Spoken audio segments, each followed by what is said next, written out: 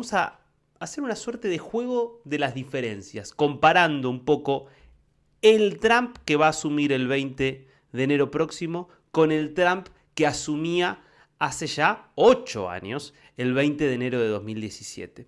Lo primero que hay que entender es que si algo caracterizó al primer gobierno de Trump y sobre todo a la primera parte de aquella administración fue el caos, el desorden, la confusión. Hay muchos indicadores que revelan justamente esto. Podríamos hablar de, por ejemplo, la extraordinaria rotación de ministros y de miembros altos del gabinete. Podría dar como ejemplo casos, por ejemplo, como la jefatura de gabinete. Tuvo 4 jefes de gabinete en los 4 años por los que pasó. Tuvo 5 secretarios o consejeros de seguridad nacional. El consejero de seguridad nacional en los Estados Unidos es un puesto clave porque es un puesto casi tan importante como el secretario de Estado, es decir, como el canciller para nosotros, el jefe de la diplomacia, solo que el rol está orientado principalmente a cuestiones de seguridad estratégica y defensa hacia el extranjero. Son roles muy estratégicos, al igual que el jefe de gabinete, y una administración normal puede tener 2 en el lapso de 4 años porque hay un momento de cambio en la gestión y entonces hay una crisis y cambiás. Pero cambiar 4 o 5 veces, como fue en el caso del consejero de Seguridad Nacional, o como fue en el caso del fiscal general, del titular del Departamento de Justicia, que en el caso de los Estados Unidos es la misma persona, cumple las 2 funciones, jefe de los fiscales y al mismo tiempo a cargo de la supervisión del aparato judicial. Bueno, tuvo 4 en esos 4 años, 1 por año en promedio. ¿Qué es lo que pasó? Bueno, hay que entender que el Trump que llegaba al poder en 2017 era todavía un ser en metamorfosis. Era un ser que no dejaba aún de ser una celebrity, un empresario que se había convertido en una figura del mundo del espectáculo y de la televisión y que se había hecho famoso echando gente en un reality show muy exitoso que era The Apprentice y que estaba empezando a convertirse en un líder político, pero que no solo carecía absolutamente de experiencia de gestión, sino que además todavía no tenía los instintos políticos plenamente afinados. Además, era alguien que no creía posible su propio triunfo en esa elección. Trump hizo la campaña creyendo que Hillary Clinton iba a ganar. Entonces, cuando de repente se encuentra desembarcando en la Casa Blanca, lo que siente es primero una profunda sorpresa, un profundo desconcierto ante la magnitud de lo que había conseguido.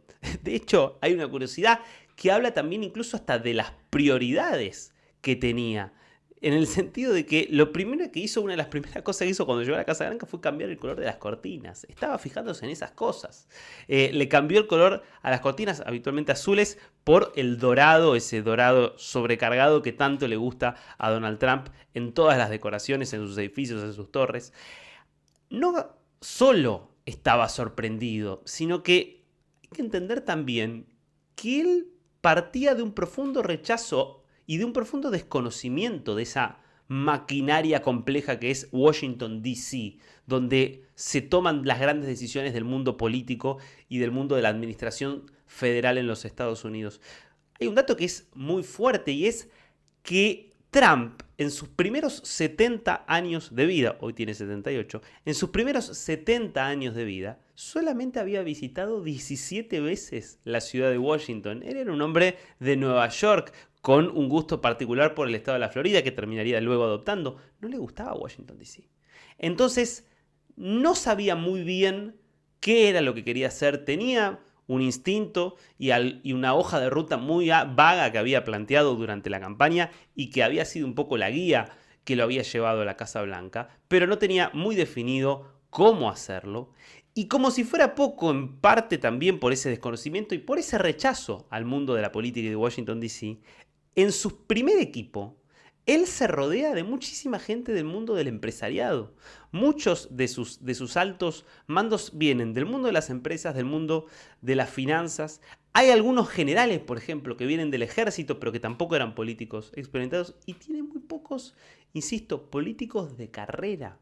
Y eso lo que terminó generando es que había un equipo poco preparado, tan inexperimentado como él, poco cohesionado, porque era gente que incluso venía de distintos lugares, con escasa unidad, incluso hasta en términos ideológicos, con un jefe que no entendía tampoco muy bien al principio cuál era su rol. Bueno, eso se materializó en enormes dificultades para ejecutar políticas al comienzo de su gestión. A eso hay que sumar otro elemento particular de ese comienzo de la gestión por parte de Donald Trump. Y es que, a pesar de que tuvo entre 2017 y 2019, los primeros 2 años de gestión, el control del Congreso, no controlaba el Partido Republicano. El Partido Republicano, que lo elige a Trump como candidato en 2016, era un partido que todavía era esa fuerza de los Bush, esa fuerza de los Romney, de los Cheney, de figuras como John McCain, digo, pensando en algunos de los que fueron candidatos a presidente y que eran figuras muy respetadas. Era aún el partido de las élites empresariales, que representaba a ese segmento privilegiado de la sociedad estadounidense y que estaba bastante alejado del ciudadano medio, por lo menos en eso se había convertido el Partido Republicano en los tiempos previos a la llegada de Donald Trump. Esa fuerza política tenía enormes reparos con ese estilo populista que caracterizó a Trump desde que irrumpió en la política estadounidense, con lo cual muchos de los congresistas, muchos de los senadores, aunque eran del mismo partido del presidente, no le respondían y trabaron muchas de sus iniciativas en la agenda parlamentaria, además de las confusiones que el propio Trump tenía respecto de las prioridades. Trump perdió, por ejemplo, muchísimo tiempo tratando de repeler el Obamacare, la gran reforma sanitaria que había impulsado Barack Obama durante sus mandatos.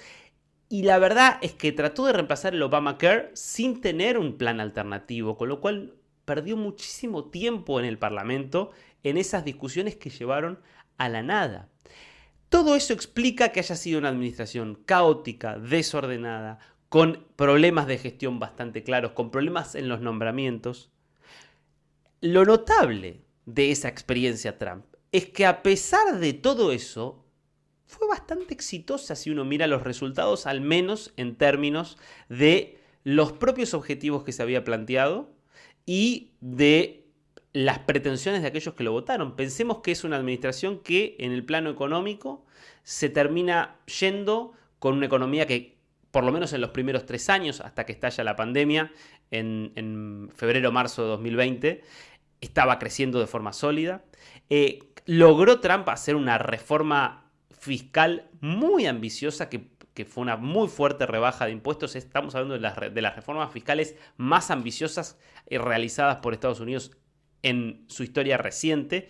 Reforma, por supuesto, criticada por los demócratas como un gesto y un beneficio para los más ricos, a quienes se les redujeron mucho los impuestos. Para el sector empresarial, para el sector comercial, fue para muchos un gran estímulo que sirvió para que la economía creciera.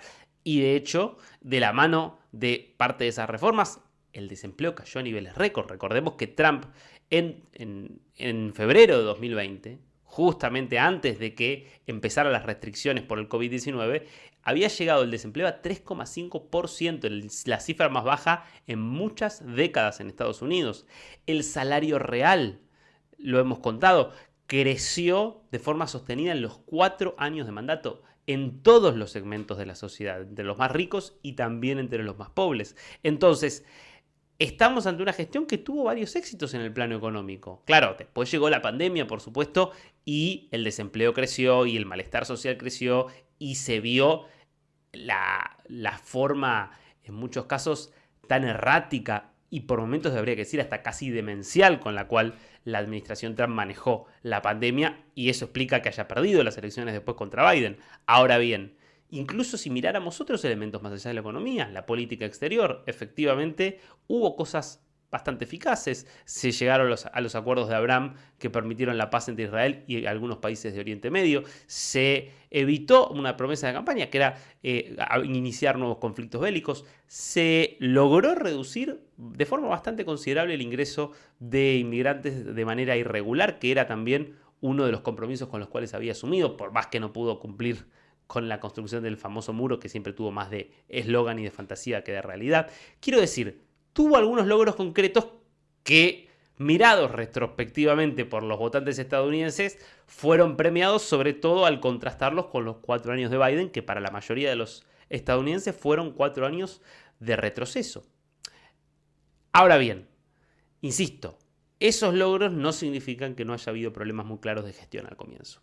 ¿Qué es lo que se viene ahora? Es algo completamente distinto. Quien va a estar desembarcando en la Casa Blanca el próximo 20 de enero es ya un líder político consumado. Es, me animaría a decir, el líder político más importante en los Estados Unidos en mucho tiempo. Por lo menos desde Ronald Reagan.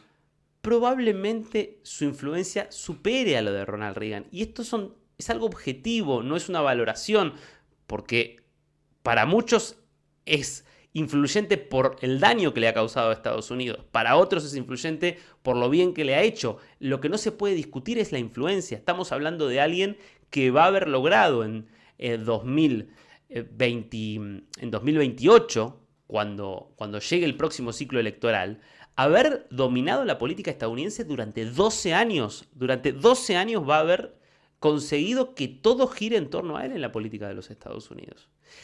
Es alguien que cambió de raíz la forma de relacionarse de los partidos estadounidenses con la gente. El Partido Republicano, que era el partido de las élites económicas del que hablábamos antes, es hoy un partido de raigambre populista. Es hoy un partido que representa mucho más a los sectores medios bajos, a los sectores trabajadores, sobre todo blancos, del interior profundo de los Estados Unidos, y que está mucho más alejado de las élites. Y que por eso ha arrasado, por ejemplo, entre los obreros de cuello azul, que eran históricamente demócratas. Empujó al Partido Demócrata a convertirse en una fuerza que tiene mucho menos que ver con los trabajadores que había representado siempre y con los segmentos bajos de ingresos, para convertirse mucho más en un partido de élites de las grandes ciudades, de élites universitarias que tienen demandas en general postmateriales. Entonces, esa transformación hace que quien llegue al poder ahora, que el Trump 2 que va a estar asumiendo ahora, sea alguien que entiende perfectamente cómo funciona la política, que entiende perfectamente cómo funciona Washington, D.C., y que sabe que no tienen tiempo para perder. Trump sabe que tiene solo 2 años para hacer todas las reformas que pretende hacer. ¿Por qué solo 2 años? Porque se trata de un gobierno que va a poder tener un solo mandato. La Constitución de los Estados Unidos es clara. Se puede tener solamente 2 mandatos, no importa si son consecutivos o no. Trump tuvo uno. Cuando ganó en 2016, va a tener otro ahora tras este triunfo, no va a poder volver a presentarse luego. La Constitución lo prohíbe y no hay forma de modificar la Constitución de los Estados Unidos. ¿Y qué va a pasar dentro de 2 años? Va a haber elecciones de medio término. La historia muestra que los presidentes pierden las elecciones de medio término. Por lo menos pierden el control de la Cámara de Representantes, es decir, que va a perder la mayoría parlamentaria que hoy tiene. Después de perder la mayoría parlamentaria y sin perspectivas de reelección, el poder de Trump va a estar menguado. Sus posibilidades y perspectivas de hacer una reforma importante van a ser mínimas. Entonces, Trump necesita ya mismo empezar a cambiar las cosas. Y Trump lo sabe. Por eso, fíjense cómo está configurando ahora su equipo. Su equipo actual no tiene nada que ver con el equipo que había hecho en su primer gobierno. Más allá de alguna excepción, algún empresario, principalmente son todos políticos que podríamos decir halcones políticos de ideas muy extremas, muy alineados ideológicamente con él, prácticamente todos con bastante experiencia en Washington, D.C., en la Cámara de Representantes, en el Senado, en la propia administración pública o en la política interna de algunos de los estados. Son políticos que están muy alineados y consustanciados con las ideas de Trump. Digo, pensemos algunos ejemplos. La jefa de gabinete, Susie Wiles, es alguien que viene trabajando en política desde la década del 70. Fue asistente de Ronald Reagan y desde ahí estuvo en campañas republicanas y en administraciones republicanas prácticamente sin punto intermedio, sin excepciones, hasta la actualidad. Pensemos en la designación, por ejemplo, de Marco Rubio como secretario de Estado. Estamos hablando de un senador que está en política desde hace cerca de 20 años, que conoce como pocos América Latina, por ejemplo, es el primer secretario de Estado de origen latino que tiene los Estados Unidos, y que no tiene nada que ver, por ejemplo, con Rex Tillerson, que había sido el primer secretario de Estado de Donald Trump cuando él irrumpe en la Casa Blanca, alguien que venía de ExxonMobil, o sea, que no tenía ningún tipo de experiencia de gestión, y que se notó justamente eso. Podríamos decir lo mismo en cada uno de los puestos importantes. Decíamos, tuvo cinco fiscales generales, 5 titulares del Departamento de Estado. Bueno, aquí directamente eligió a Matt Gaetz, que es un halcón de lo más radicalizado que tiene la política estadounidense, que lo defendió a Trump en absolutamente todas las iniciativas posibles, lo defendió en su reclamo de que había habido fraude en las elecciones de 2020 sin evidencias, lo defendió en cada una de sus denuncias, el propio Matt Gaetz tiene varias denuncias en su contra. Bueno, quiero decir, es un equipo cohesionado de gente que piensa como Trump y que cree que Trump es un líder al que hay que seguir. A esto se suma que ya ahora el Partido Republicano está rendido a sus pies. Lo controla él.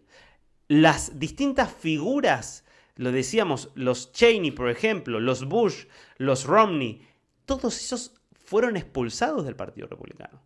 Hoy las figuras que están dentro del partido, en el Congreso, en el Senado, le responden a Trump.